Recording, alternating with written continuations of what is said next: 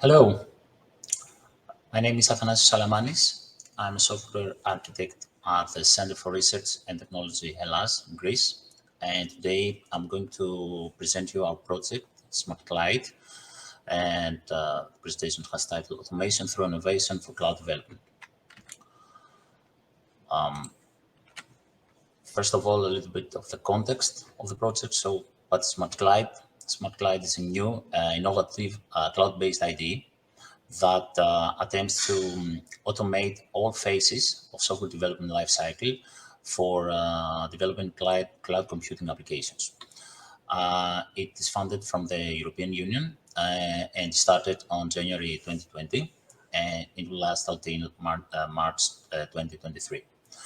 In this project, 11 organizations participate from different countries of Europe, and we have here research organizations, universities, and software development companies.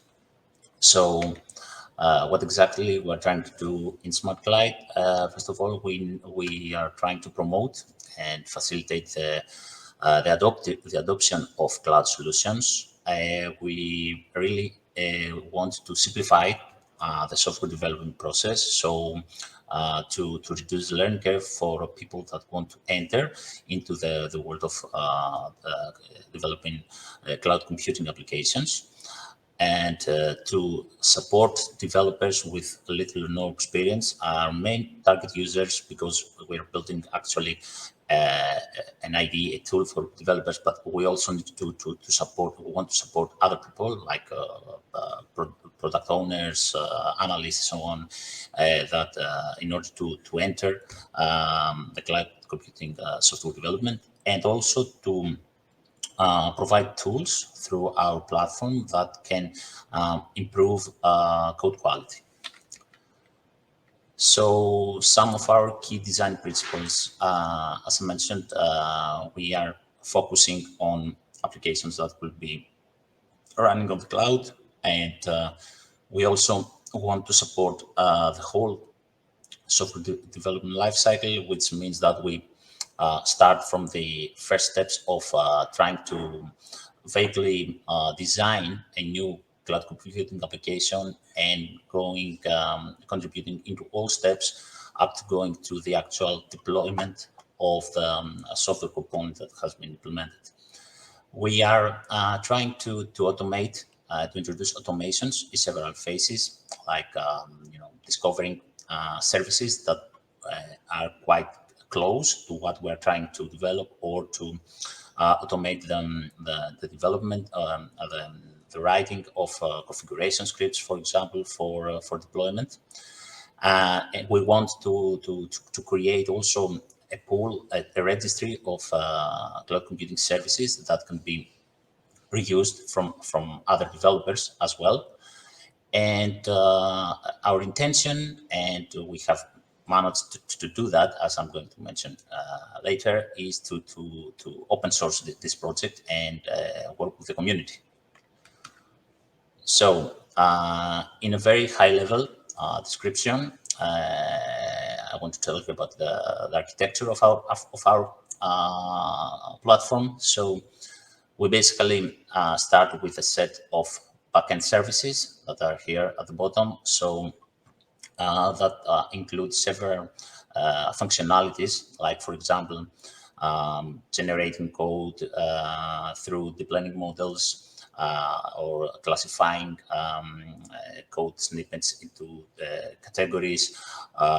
Also have service discovery modules, which are essentially crawlers of cloud computing services that are fetching code that might be useful for the developer. And then all these services are executed, are deployed through an Eclipse C infrastructure. And there we have where we are using the Theia editor, which includes a set of Theia extensions. So the Theia extensions that we're developing are essentially the gateway through which the functionalities of the backend services can be provided to the end users, to the developers. Finally, all this stuff we are trying to glue them together into one common platform. So you can imagine it, and I'm going to show you later that the platform is actually a web-based application in which we have integrated different components like the Theia editor and also other stuff like a designer for business processes. So our target users, as I mentioned, we are building essentially a tool for developers. Okay, the developers are our main target, but because of the whole set of automations that we want to deliver, we are also targeting in other people that want and are interested and needs to work on the cloud computing development phases. So people like product owners or UX product designers who are not so familiar with all stacks of technology required to build a new cloud computing service, but they want to be in a place to easily start designing something and then proceed with the help of other developers. Right now, at this phase, we are we're heavily working into the integration part of our platform because since this project has started as a research project, we have multiple organizations with different teams building different components. And up to now, we had, let's say, parallel implementation lines that right now we are trying to put them together into our common platform. And after Christmas, we are going to initiate our pilots session, which will last about three months, on which our platform will be used by other developers in order to create new services that will be deployed on cloud. We have 4 different pilots. First one is about social security related applications. The other one has to do with Internet of Things and 2 other pilots as well. And then I want to mention a great achievement in terms of a narrative project funded by the European Union that our platform has been, let's say, transformed into an open source project, which is called Eclipse OpenSmartCLIDE. This happened on October 2022. Right now, we are having people on board on this project. We have 3 project leads. We have a group of 18 committers right now, but we are hoping to have more people as the project proceeds. We have 39 repos on our GitHub organization. I know that might sound huge to you, but the reason for that is that, as I said, different organizations were working on their own repos, and the fastest way in order to proceed with transforming this project into an open source project was to have them all as they were into an organization. And right now we're trying to merge common things in order to reduce this number and to have a more compact code base. We have also a mentor has been selected for our project is Ms. Emily Young, Java champion and architect. And in terms of programming languages, our platform is mostly developed in terms of backend components with Java and Python, and all our extensions are was developed with TypeScript. That is my small presentation about the context of the project. And right now I want to show you a few functionalities of our platform. So I will take it this one here. Okay, so this is the main interface right now. Okay, you can see that this is the main view where we have these 3 components, let's say, these 3 notions. We have the services, which you can imagine it like a specific software component that is deployed somewhere. We also have this notion of workflows, where we we adopted this term from the business processes terminology, where a workflow is actually a set of components connected together in order to provide a concrete functionality. And we also have the deployment section, which is about when a workflow is deployed or an individual service is deployed, we need to have somehow a way to monitor its execution. So that's what the deployment is. So if I go here, what's happening actually right now is that a JBPM interface a JBPM instance is being loaded. So JBPM is actually a software that is used for creating business processes in a more, let's say, graphical way. So as I said in the beginning, we want to have a way to get people on board into our platform, not directly through code, but using other means. So we thought about adopting this way of designing software through diagrams, essentially. So if I go here to my project, I have an example project, an example business process here. So this is being loaded. I have designed this beforehand, so you can see here that this is a very, a toy example, just to demonstrate some functionalities. You can see here that I have the beginning of the process and the end of the process, and essentially two REST APIs connecting with each other. And what is cool now is that I can select this one, and here's the name of the module, and I can go here and type some let's say some keywords that describe vaguely what I have in mind to develop, like Java and Spring, using the Spring Boot framework or whatever. And if I go here to data assignments, I have here some description, the description of a set of fields for this service, and we have here these things that are essentially the points through which we integrate SmartCLIDE services into the JBPM interface. So if I hit here, search, what is happening actually is that our service discovery module is invoked. This contains a set of crawlers. These crawlers are configured into searching on different code repositories. So they can go through GitHub or GitLab or Bitbucket or Programmable Web and just start assembling and fetching services that might resemble what we want to do. So you can see here, for instance, that we have some results from GitHub.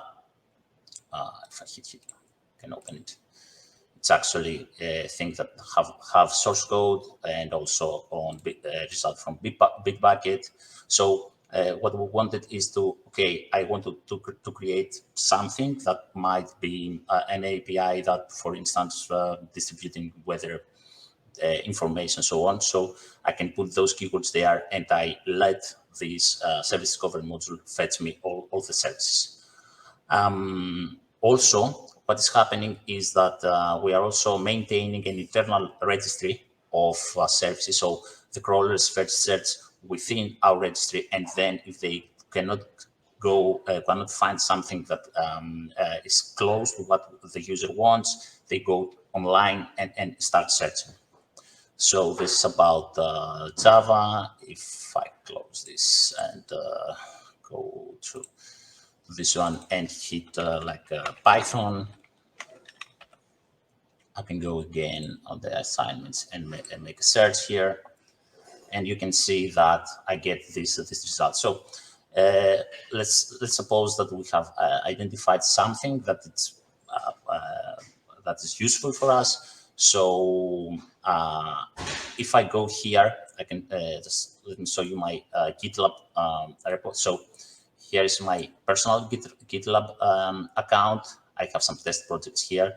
what will happen when I click this button is that a new project is going to be created on our account. So we are using GitLab as our main organization for storing projects that are going to be created from our users. Okay, so when I click this fetch code button, a new project is going to be created here and it's going to be populated with the code that has been identified. So if I hit this one,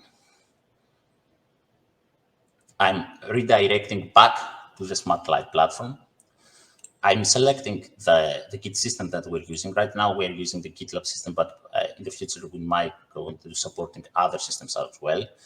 I have already loaded my credentials, which are essentially my path, my personal access token from GitLab, and then I proceed with creating this new service. So you can see here that there are some fields that are already filled with values. And I can go and select the visibility. So we have two levels of visibility, the private and public, where public means that a service that's going to be created from one user, it is going to be crawled. It will be, let's say, eligible for crawling in a next search. So it will be also sold to other users as well. But we can also say that, okay, this is our service. We do not want to share it with anyone else. So we select the private visibility. And we also have this framework selection. What is this? This is about our backend infrastructure, which I said is a workspace. So these three frameworks correspond to specific dev files, dev files, which create the whole workspace that has all their corresponding dependencies there for the developer. So we minimize the work required from the user to identify all the packages and install them. So right now, I will select the Python. I'm going to select the Python framework, and I'm going to hit Add here. So right now, a backend component called service code identification tool is going and creates a new project here. So if I go back to personal projects, you can see here that we have the new repository here of what we have selected. Okay. And if I turn to that, I have the option to go back to the services, this option, or to hit develop. When I hit develop, the workspace, the CE workspace, along with the CE Theia editor are going to be loaded. So I'm going to hit that. It takes some time. The first time that we are creating a new workspace, we are working on optimizing this thing of the workspace creation process in a smart way. But I'm going to show you also something that I have loaded before. So another project I have created. So you can see here that we have integrated the Theia editor. We have all the code here as an example of the project, and we also and another project also here. I can go back to the services list, and here's a listing of all the services I have. So I can go and remove them from our platform. So when we click delete here, the workspace is deleted, and also the project from GitLab is removed. With this one, this pencil icon, we can go and change the details, this metadata of the services, and with this one, we can go and actually create, go into the Theia and start working with our code. Right now, we are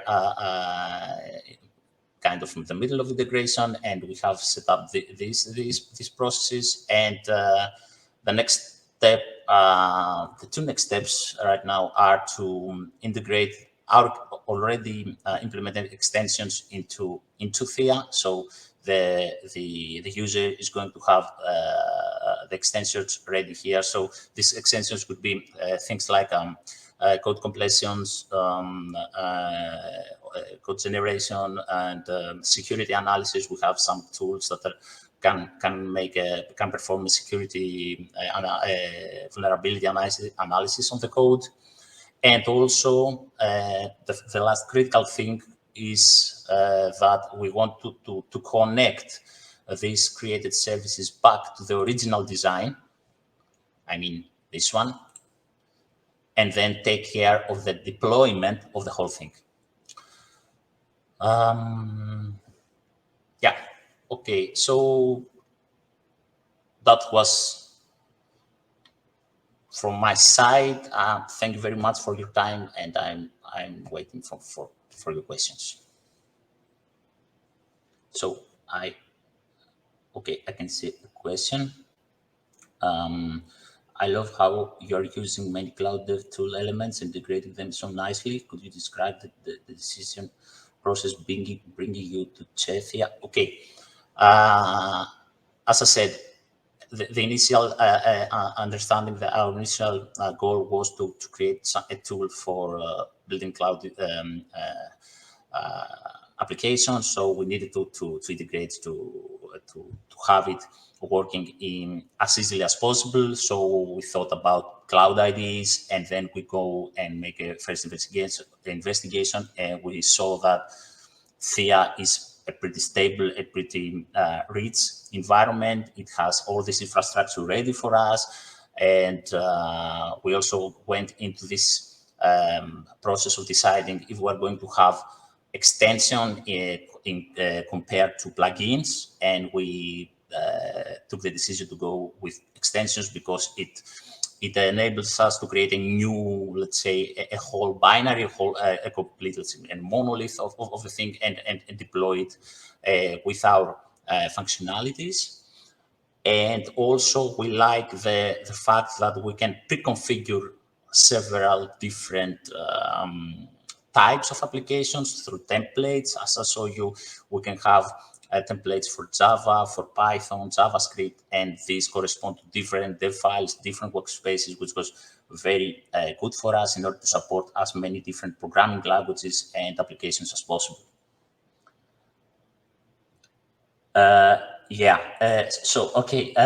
Next question is, it looks like a BPMN engine is being used. This is the JBPM interface, the Java business process management, I think, are the initials.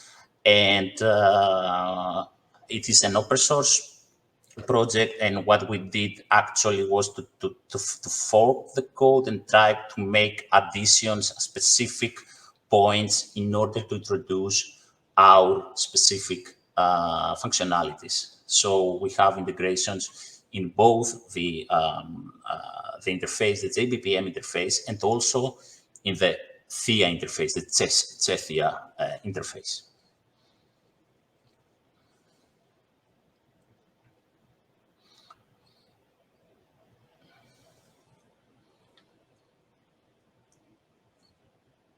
Okay, I cannot see any other question. So thank you very much for everyone for your time and for giving me the opportunity to present you our work.